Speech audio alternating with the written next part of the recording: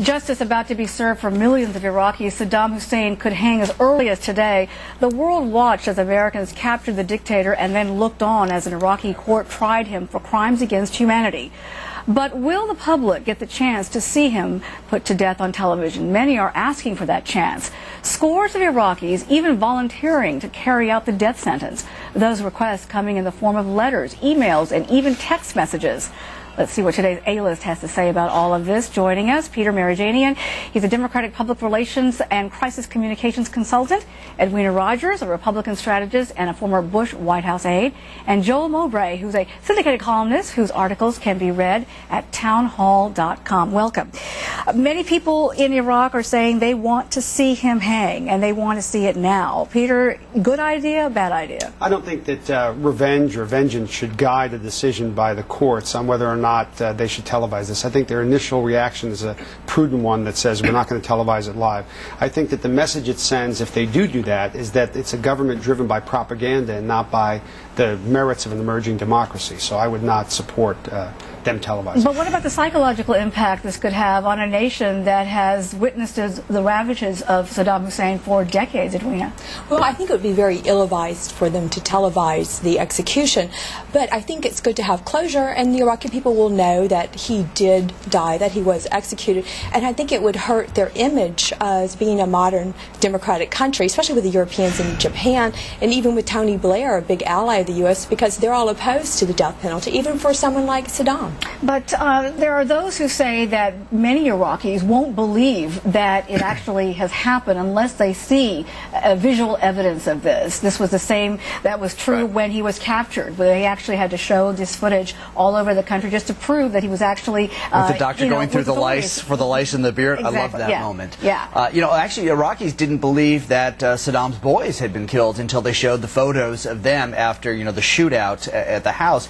I think the photos, maybe the dead body, is a good idea. But then again, look, I have to say that this is really, truly a judgment call for the Iraqi people. It's not something, frankly, that we should be weighing in on over here in America. I think they need to assert their own independence, and they need to make a decision like this. This is probably the first big, monumental, symbolic decision going forward as far as where do they want to be? Who do they want to throw their lots in with? Do they want to be more of a Western society, or do they want to be more of, what currently stands in the Middle East, which is where you have these public executions, whether it be Saudi Arabia or Iran. Of course, these are run by dictatorships, but this is the chance where the will of the people makes this decision. They've already said they're not going to do a public hanging. Right. They've already said no to that. Right. But at the same time, giving the public some kind of assurance that they are moving forward and following the wishes of the public. What do you say about actually just showing some photographs after the fact? Yeah, I believe they're going to do that. I think they're going to show some evidence that in fact it actually happened. But to respond to what Joel said, I think that whether we like it or not, whatever the government decides to do will be a reflection upon the U.S. Whether we like it or not, we are seen as sort of a major player. We are a major player in that country right now. So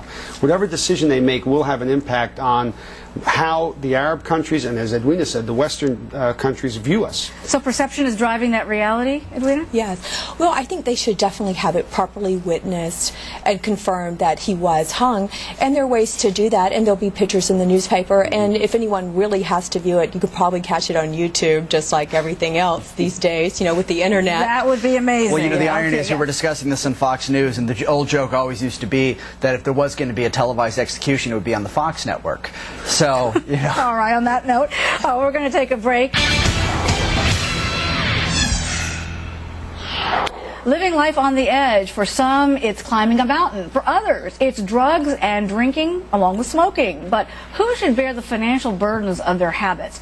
Well, right now, the UK is debating that question. It seems the unhealthy atmosphere there are placing a heavy burden on the healthcare system. But can the same thing be applied to life here in the U.S.? And who should pay the price for their risky lifestyles? Let's see what today's A-List has to say about all of this.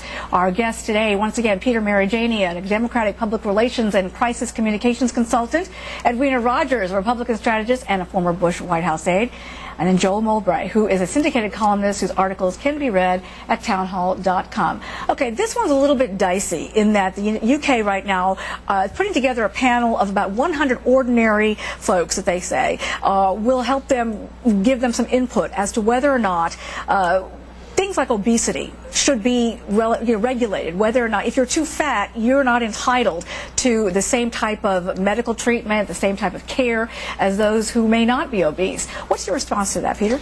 I think that it's an interesting debate, and I think that one of the ways they may be able to address this is to try to incentivize people, like you do with auto insurance and your premiums, the safer the driving record, the lower your premium. If there's a way to incentivize people to stay healthy, as opposed to punishing those who are overweight or obese, sometimes for no reason of their own fault, but just for other medical reasons. A lot of folks could say this is just outright discrimination, Edwina.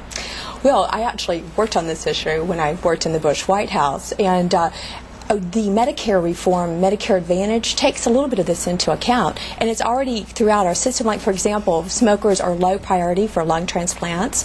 Heavy alcoholic drinkers are low priority for liver transplants, and even you see it in life insurance. I recently applied for life insurance, and they found out that I do a lot of travel, and so I have to pay higher premiums, and a lot of times they won't even pay out if you have a death in an extreme sport. So you see it kind of throughout the system companies already. that won't hire smokers, for example, in this country. But what does this say for the long-term impact? What about, if you engage in risky behavior like mountain climbing, right, or if you are snowboarding and get into an accident, or skiing like Arnold Schwarzenegger?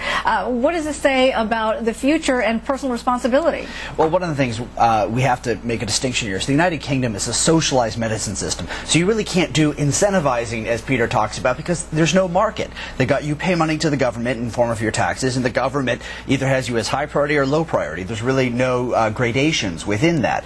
As for your point about skiers and mountain climbers and extreme sports people, well, you know what? They should actually charge more for people doing these things so that you can pay for the search and rescue teams, because somebody's got to pay for them. So rather than have us pay for it through the federal tax revenues, through the national parks, just charge people more to do certain things. Like when you go to a national park, you pay more to camp. Well, you should pay more if you're going to be skiing or climbing or whatever, and that'll take care of it. All right. And that note, we're going to take a break. Stop financing terrorism. Join Terror Free Energy Coalition. Visit www.terrorfreeoil.org.